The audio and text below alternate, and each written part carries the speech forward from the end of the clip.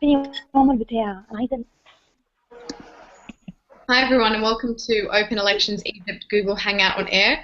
Apologies for the delay, we had some technical issues in Cairo.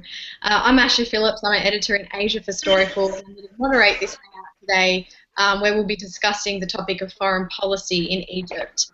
I want to remind viewers that you can ask questions throughout the panel discussion on Twitter using the hashtag OpenElectionsEgypt, or by using the Q&A panel on the right side of your video screens. And I'll take questions throughout the discussion or at the end, depending on how much time we have. So I'd like to welcome our panelists today. We're joined by Nirvana Mahmoud, who's a blogger and Middle East commentator. She's quite a prolific blogger. She was mentioned in The Economist list of what to read on Egypt. And she's also been recommended by Washington Post's 23 Twitter accounts to understand Egypt. And last year, she was also named BBC 100 Women. So we're really pleased to have you here. Thanks, Nirvana. Thank you for having me.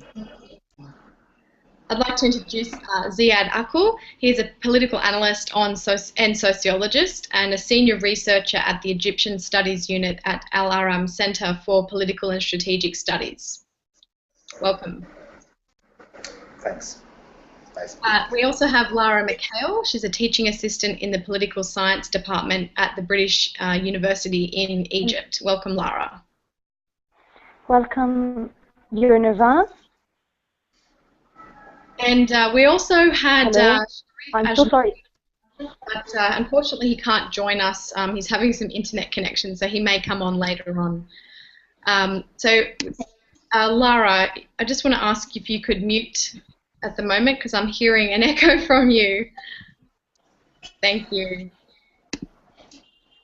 So as we know, last week, Abdel Fattah al-Sisi, who's the former defense minister... actually, I have problem with hearing. Can you hear us, Lara?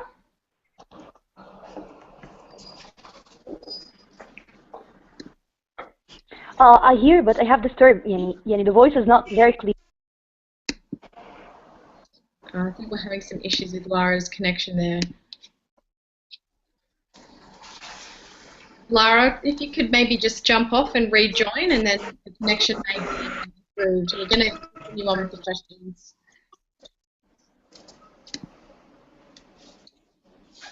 Okay, so as I was saying, last week we heard of Abdel Fattah al-Sisi, the former defense ministers who led the coup against Mohamed Morsi of the Muslim Brotherhood. We found out that he was going to be Egypt's next head of state, unsurprisingly. The former army chief won by a landslide, although low voter turnout could harm his credibility. And al-Sisi has been relatively quiet, and he's kept personal information and his policies somewhat secretive. His election campaign really didn't give a lot of indication of his character or of his policies, and a lot of his appearances were limited to a handful of pre-recorded TV interviews and heavily edited footage that really revealed very little about his vision for Egypt going forward. So what do we know about his stance on foreign policy? Nirvana, I'll start with you. Well, surprisingly, we don't know much. What we know is what he said in the various interviews over several private TV interviews in the last few weeks heading for the election. And he clearly was trying to reassure all the observers that he is not going to be confrontational, and he actually mellowed when he mentioned even hostile countries like Turkey. He said that they are the one who closed the door, it's not us who closed the door. The only group or faction he talked about them with hostility, if I may, was the Hamas group in Gaza. But the rest, even when he talked about the United States, he looked as if he understands that, yes, of course, they will call it a coup because that's the definition and the understanding of what happened, and they need to understand Egypt a little bit different. But he wasn't hostile. He was careful in what he was saying. But that doesn't mean that that will be reflected in his policy after becoming a president, because I think he will have to mellow more if he needs aids and financial support from Europe and from the West in general. So he have to look as if he is more democratic and more convincing. Yeah. What do we know so far about El-Sisi's foreign policy stance? What, based on what he's talked about pre-election, do we really know that much about what he's planning on doing?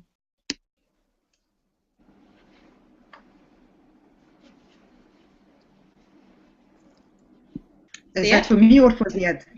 Ziad? That's me or Nirvana? Oh, that's for me. Okay. Sorry about that.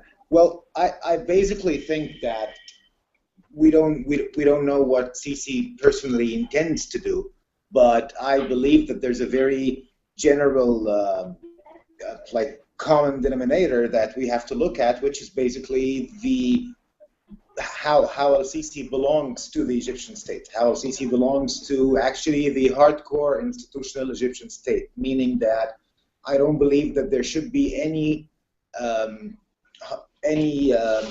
radical shifts in Egyptian foreign policy that Al-Sisi would be likely to implement. Actually, I think that the idea of being anti-radicalism has been more than once stressed upon by Abdel Fattah al-Sisi, whether in regional politics or in international politics. Therefore, I think that the fundamental interests of the Egyptian state, as it has been conceived in the past 25, 30 years by the different security institutions and the armed forces and the industrial class, those who actually make up the real social and political alliance behind Abdel Fattah al-Sisi, these interests are very unlikely to be changed by Al-Sisi, even though that there's no clear program that's out so far.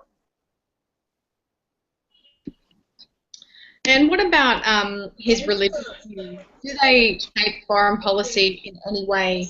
Because we've heard a lot of different things about, him being moderate, trying to be, quite balanced with his views on religion. And what impact may that have, if any? Yeah. Okay. Is that for me? For both of you. Let's start with Ziad. Okay.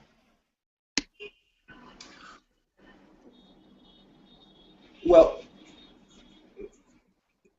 I think that one of the very main intentions of Abdel Fattah al-Sisi is actually to create this moderate Islamic discourse that he has talked about more than once in more than one occasion, and that's basically could be very reflective on foreign policies with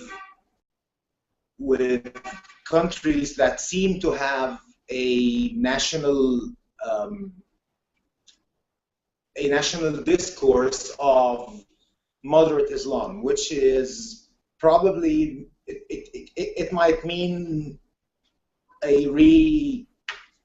probably a restructuring of the way Islam is being used inside the interaction between Egypt and other Gulf states that seem to have an Islamic discourse that takes care of state interests as well as maintains a moderate balance of extremism.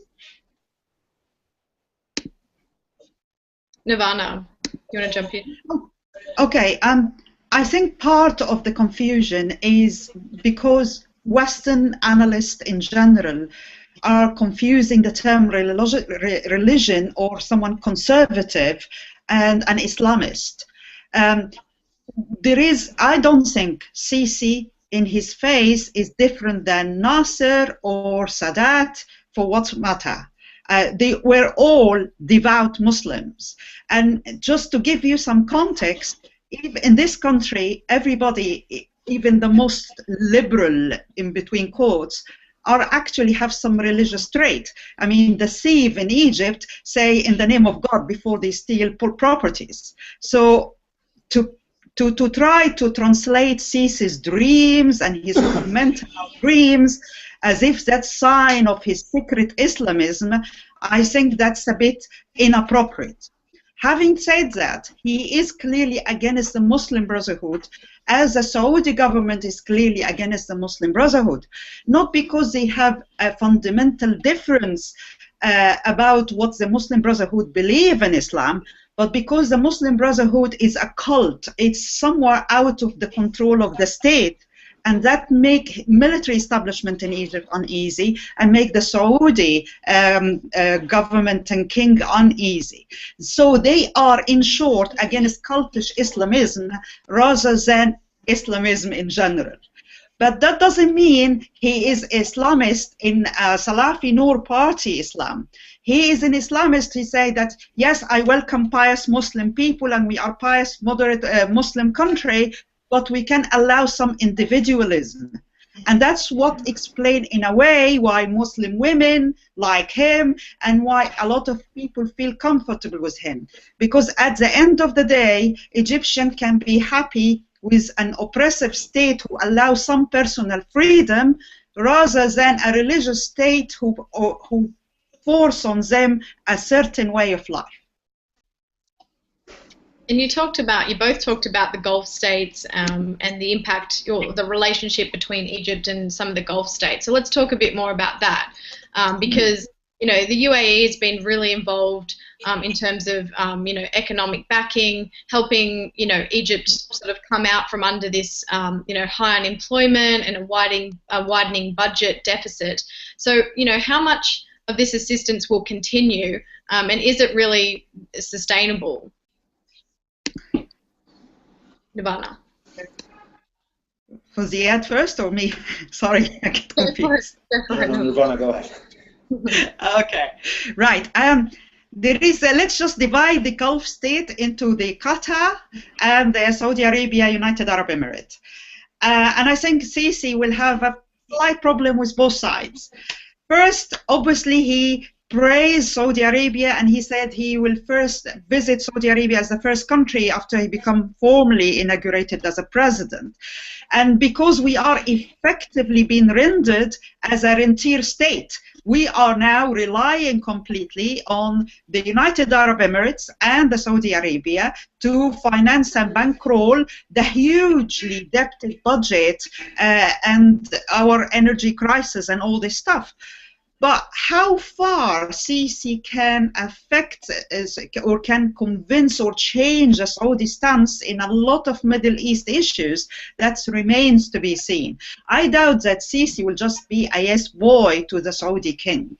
I think he will try to find his own way in what he believes might work better, for example, in the Syrian crisis, in the relation of Iran, in the relation of Turkey. But obviously there are limits. So if the Saudi vetoed things, he will have to go ahead with their policy. But I think the Saudi are as rattled as him. So I don't think they have a clear vision. They are willing to listen to people who can support him, can support them and can trust them. On the other hand, the Qatar, I think the Sisi will have a big problem to deteriorate the relationship with Qatar even more.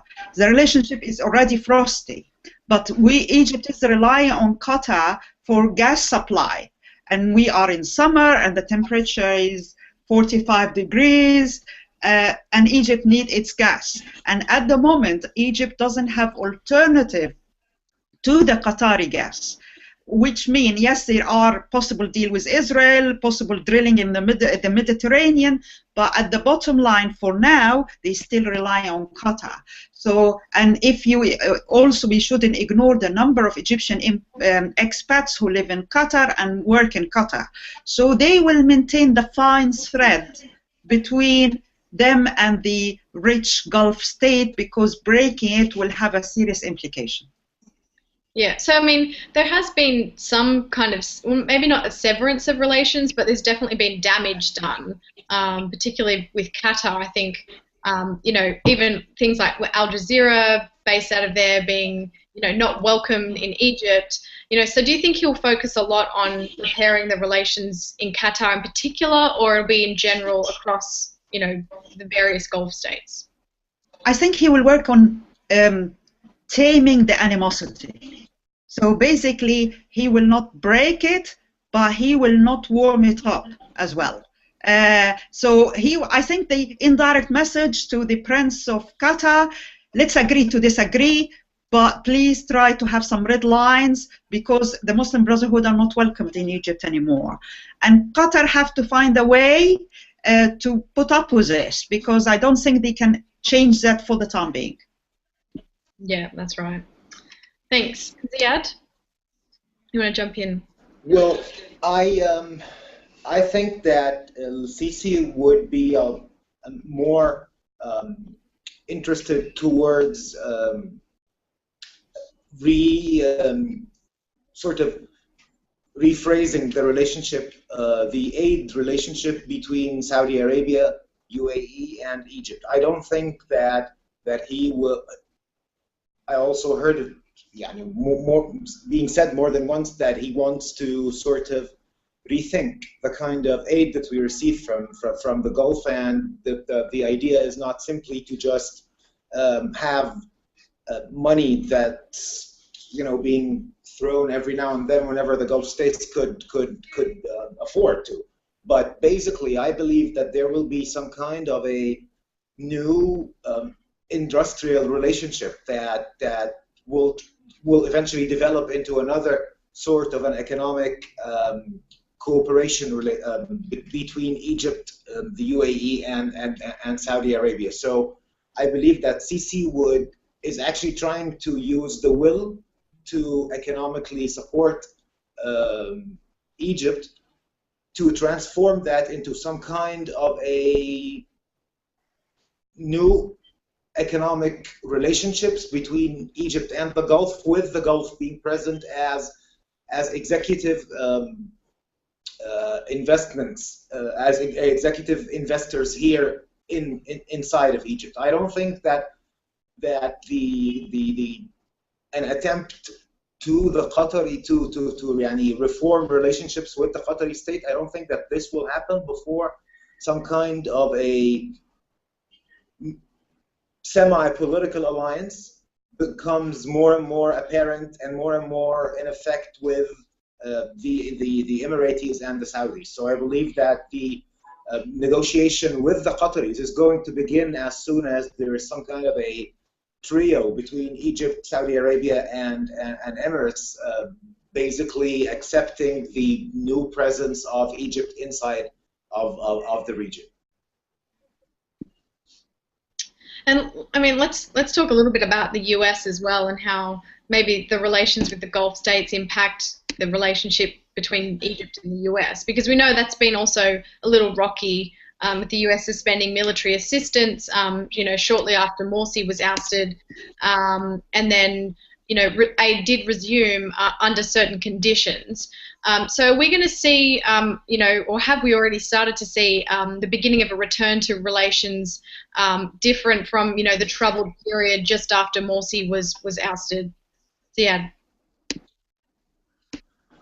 Well, I don't think that we've already started seeing any of this, but I do believe very well that we are about to be back to the very classical image or very classical vision of the Arab world and of the Arab state and its interaction with the United States. So basically, I believe that this sort of shift that happened through the past 2 or 3 years has so far proven not very welcomed by the Gulf states, by the state apparatuses in the Gulf, and I believe that this return of the new alliance with Sisi is actually going to be very rejuvenating, very refreshing to the Egyptian, Gulfer, American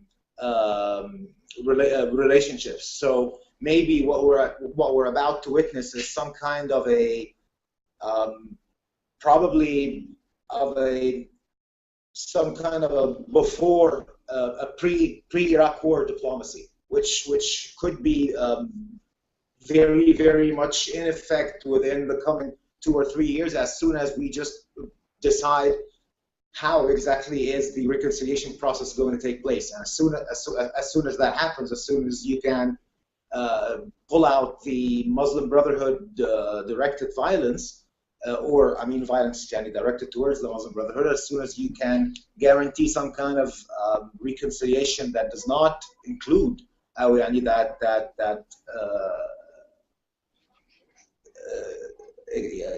tends to exclude violence from the equation. I think as soon as as we have that, definitely a new, refreshed phase of diplomacy is going to start.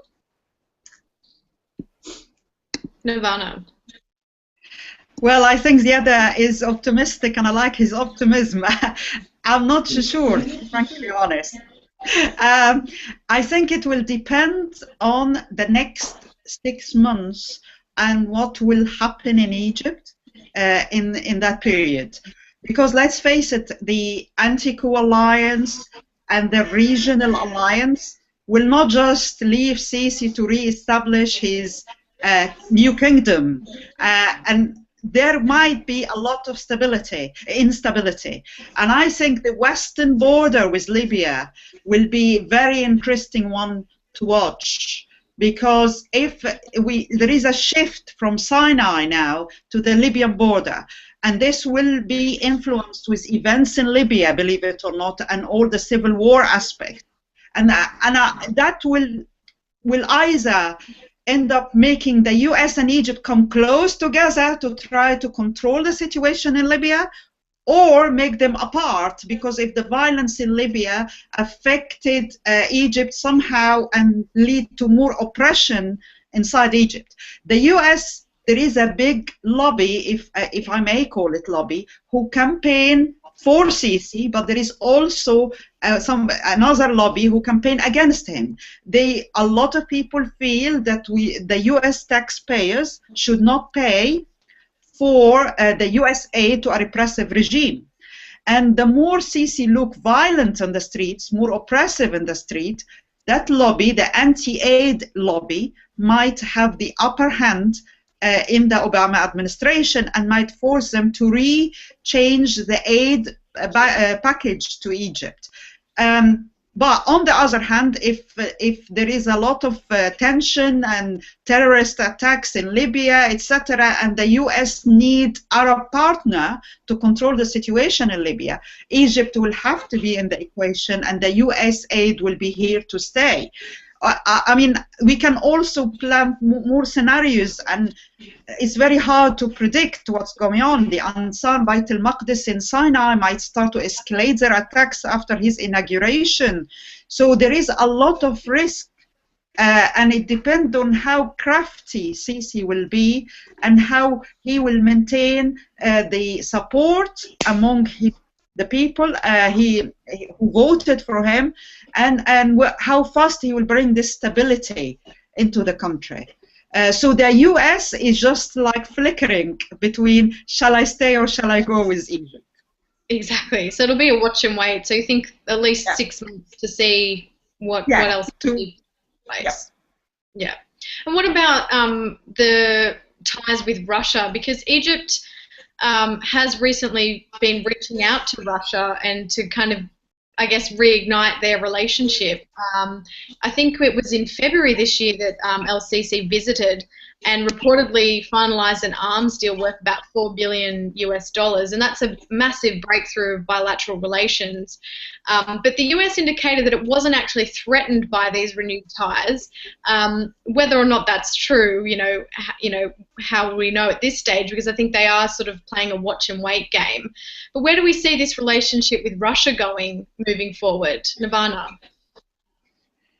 Well, if I am cynical, I will say that the relationship with Russia is like a relationship with a mistress. Every time the relation with America is bad, the rhetoric, pro-Russian rhetoric among the pro-Sisi establishment increase and increase, and we don't need America, and Russia is a partner, blah, blah. But once America mellow the tone and start not to turn too much against Sisi, they will say, well, we need the US aid and it's important for us.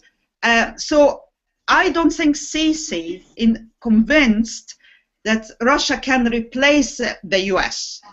So he doesn't want to rely 100% on the American, but on the same time he knows exactly that rely on the Russian alone was a disaster in the past, and he is not obsessed, but he still remember the war of attrition period against Israel, and how Egypt as an army struggled with weapon, with supply, with rebuilding after the 6-day war. And he always remember and remind the Egyptian with this tough period in the Egyptian army history. And I think he will not trust the Russian 100%, but he will use them as a leverage to try to, you know, make the American feel a little bit insecure. But I doubt it so much that he will shift alliance. Do you think it will make the US insecure, though? Well, it depends. If things are stable in the Middle East, the US will not give, will not care much. But if things are getting out of control in various hot areas in the Middle East, then they might get insecure. For the time being, you have Obama, who is completely trying to disengage from the Middle East and forget all about it. But the Middle East keep throwing problems to Obama every day. And again, it depends on how things will evolve in Libya. I'm not so sure this General Haftar will control things very well. But we shall see. I don't want to rush in that prediction. Okay. Ziad, what's your prediction? How much? Well, I agree with Nirvana a lot. I think a lot of people really misinterpreted Sisi's visit to Russia, and a lot of them started like to recreate this strange Cold War rhetoric that I think was completely misplaced. I really believe that it was a military-related matter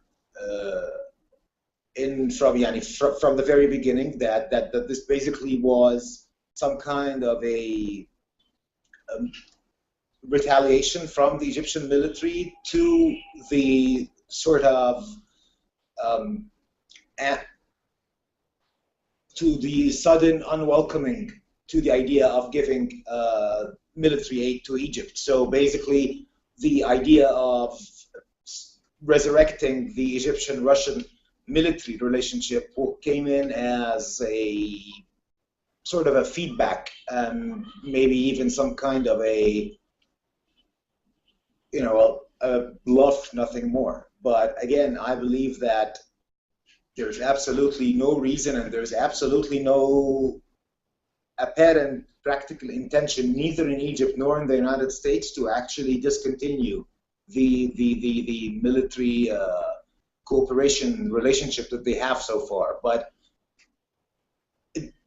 there's a lot of behind the lines reading that has to be done in why exactly did the army, the Egyptian army, decided to all of a sudden head back to basically rejuvenating the relationship with Russia, and actually to see that Sisi did this really in his position as an army chief, not necessarily as a political chief. And I believe it's a very, very administrative matter, a very, very institutional matter. It does not really belong to the Egyptian state as an entire entity as much as it belongs to the armed forces as an institutional entity. And how do they run their specific sort of exchange relationship with the Americans and the Russians, or with their suppliers of weaponry in general. Well, given El-Sisi's military background, then how much is that the line going to be blurred between foreign policy and a purely military matter? I mean, if we've already seen that perhaps with Russia, is that the way he's perhaps going to treat some other relationships going forward? Well, it still has a lot to do with really the rest of how will the rest of the mechanism work? Who else would be? What is the remainder of the domestic balance of power? Who else is taking the decision? What kind of a procedure or mechanism there is for taking that kind of decision? But I really don't think that there tends to be any kind of major differences in those new powers. Yeah, I believe that we should wait until definitely the whole post-June 30th political process comes to an end, so where we can realize what kind of domestic power overrules the parliament, what kind of domestic power is actually more and more powerful in the street with more mobilization power. There's a lot of these questions that have to be answered before actually we can generalize Sisi's practical actions in Russia, or actually in being an army chief, and how different he will become when he is president. So maybe the very first step is actually waiting to see what kind of political balance will come out of the new parliament. Yeah. Nirvana, what do you think? I mean, if you could make, I guess, a prediction, what would be the first thing you think Sisi is going to do when in office? Whether is it going to be something to do with foreign relations? Is he going to be really focusing on the US, for example, or will it be something different? I think he have no choice. He have to focus on the energy crisis, because if he didn't focus on that, people will not perceive him as someone who bring better quality of life. He need to score and sort out that first before he do anything else. And that's why he is focusing on this low-light budget and how he will make it work. And I really can't wait to see what he will do with this magical solution. Exactly. And so would you say that's also his biggest challenge then? Absolutely, absolutely. If he saw, there is two things, the wheat supply and the energy crisis. If he managed to secure both, and I think if I add the third, will be his own personal safety. So if Sisi survive, remember he didn't appear on the public throughout his campaign. He was Mr. Mysterious, Mr. Private. But after his inauguration, he will have to appear more and more on a lot of committees, a lot of commitment, public commitment, and that will make him more and more vulnerable to political assassination, let's face it. So if he survive assassination, solve the energy crisis, and restore some sort of bread stability to the Egyptian, he probably will survive for long. Yeah, some big challenges there for him. Absolutely. And we seem to have lost Ziad, probably another technical issue there. So I was going to pose the same question to him, but we'll leave it there, I think. We'll wrap up for this evening. Apologies to the viewers for being late and for the technical issues, but thank you very much for joining us. And Nirvana, thanks again for your input. It's been great. Thank you very much for having me. Thank you. And everyone, we'll continue the discussion online on our Open Elections Egypt Google Plus community. So feel free to post questions in there or post any interesting links to social media reaction to the elections. Thanks for joining us, everyone. Bye.